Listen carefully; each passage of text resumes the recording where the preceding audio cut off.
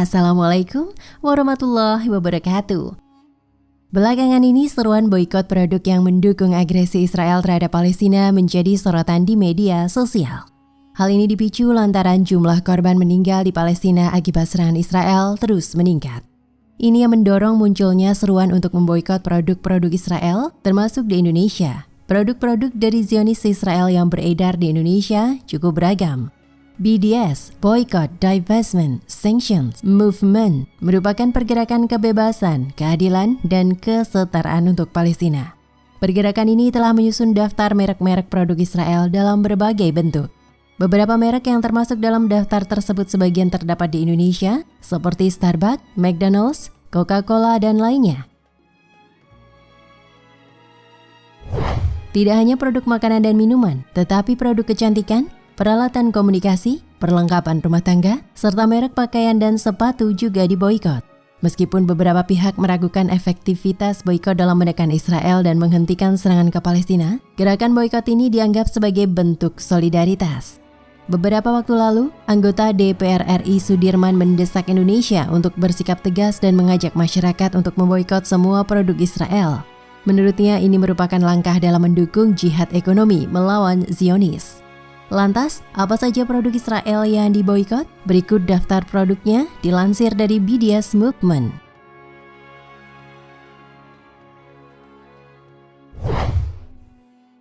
Daftar produk Israel diboikot.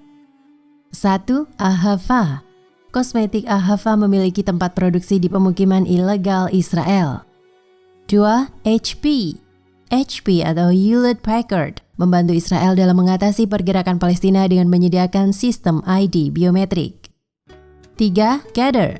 Gather adalah produsen dan pemasar produk rumah tangga dan kebun yang berbasis resin Israel. 4. Strauss. Strauss adalah produsen dan pemasar makanan Israel yang dijual di toko retail. 5. Danone. Danone adalah perusahaan produk makanan multinasional Prancis yang memegang saham perusahaan makanan Strauss Group Israel senilai 20%.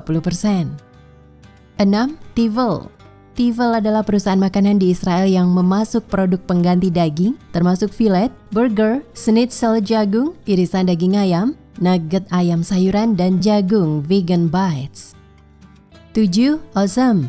Osem adalah produsen dan distributor makanan terbesar dengan 14 pabrik di Israel. Produknya terdiri dari kopi, pasta, sereal sarapan, dan gula-gula. 8. Nestle. Nestle adalah perusahaan makanan dan minuman multinasional Swiss yang memiliki 53,8% dari produsen makanan Israel terkemuka, Osem. 9. Coca-Cola. Coca-Cola adalah perusahaan multinasional Amerika. Coca-Cola Israel memiliki peternakan sapi perah di pemukiman ilegal Israel. 10. Eden Spring. Eden Spring adalah perusahaan pemasaran air mineral kemasan Israel yang mengambil air dari mata air Salukia di dataran tinggi Golan Suriah yang ditempati secara ilegal. 11. SodaStream. SodaStream adalah perusahaan manufaktur yang berbasis di Israel dengan sejarah penganiayaan dan diskriminasi terhadap pekerja Palestina. 12. Starbucks. Starbucks adalah jaringan kedai kopi multinasional Amerika. Starbucks telah membuka gerai di pangkalan Amerika Serikat berbasis di Afghanistan, Irak, dan pusat penyiksaan di Teluk Guantanamo. Starbucks juga mensponsori penggalangan dana untuk Israel. 14. McDonald's. McDonald's adalah perusahaan makanan multinasional Amerika. Produknya terdiri dari hamburger, ayam, kentang goreng, minuman ringan, salad, makanan penutup, hot cake, kopi, menu sarapan, dan wrap. McDonald's juga memberikan makanan gratis ke rumah sakit dan pasukan pertahanan Israel. 14. Siemens. Siemens adalah perusahaan manufaktur industri terbesar di Eropa yang berfokus pada bangunan dan sistem energi terdistribusi dan akan menghubungkan jaringan listrik Israel dengan Eropa. 15. AXA. AXA adalah perusahaan asuransi multinasional Prancis yang berinvestasi di bank-bank Israel. 16. Puma. Puma adalah perusahaan multinasional Jerman yang memproduksi alas kaki, pakaian, dan aksesori atletik dan casual. Puma mensponsori Asosiasi Sepak Bola Israel. 17. Sabra. Sabra adalah perusahaan yang memproduksi produk makanan. Sabra dimiliki bersama oleh PepsiCo dan Strauss Group yang memberikan dukungan keuangan kepada tentara Israel.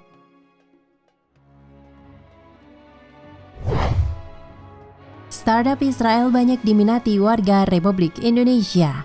Selain itu, ada pula beberapa startup buatan Israel yang masih ramai peminat, termasuk di Indonesia. Berikut 5 diantaranya. 1. Waze. Layanan peta digital ini banyak digunakan oleh pengguna global. Aplikasi ini merupakan data real-time dari pengguna, lalu akan memberikan rute terbaik dengan mengukur seperti kecelakaan maupun macet. Perusahaan tersebut didirikan oleh Uri Levin, Ehud Sabtai, dan Amir Shinar pada 2008. Sekitar 2013, perusahaan tersebut dibeli oleh Google dengan harga 1,1 miliar US dollar. 2. Taylor Brands. Didirikan pada tahun 2014, startup teknologi pemasaran itu memanfaatkan teknologi AI. Selain itu, Taylor Brands juga menyediakan logo dan web yang dipersonalisasi serta untuk membentuk LLC. Perusahaan ini didirikan oleh Nadav Shad, Tom Lahad, dan Yalisar. Startup tersebut telah mengamankan pendanaan mencapai 70,6 juta US dollar dari investor seperti GoDaddy dan Pitango VC. 3. Helios. Helios didirikan oleh Eli Cohen dan Ran Nozick. Mereka membuat perusahaan yang dapat memecahkan masalah, memahami, dan menguji seluruh layanan serta aplikasi.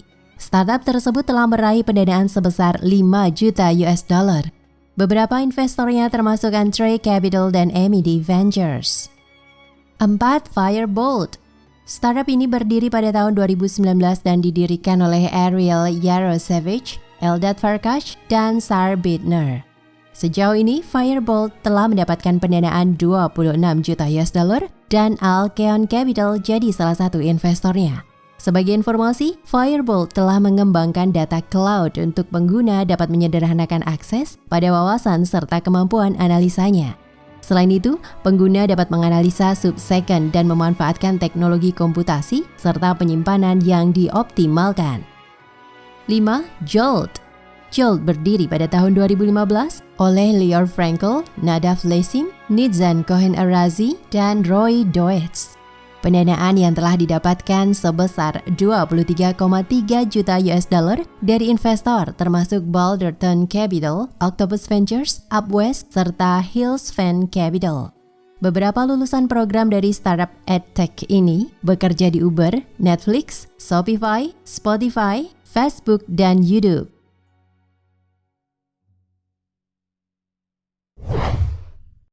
Saham-saham produk Israel anjlok.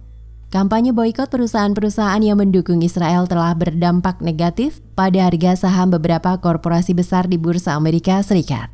Menurut analisis dari Daily News Egypt Campaign yang dimulai pada 10 Oktober di kalangan pengguna media sosial tersebut berdampak pada saham perusahaan yang memiliki waralaba di negara-negara Arab atau memberikan sumbangan besar ke Israel. Misalnya saham PepsiCo yang memiliki merek seperti Pepsi, Chipsy, Dunkin Donuts, dan lainnya turun ke level terendah sejak November 2021 pada 12 Oktober mencapai 157,9 US dollar per saham.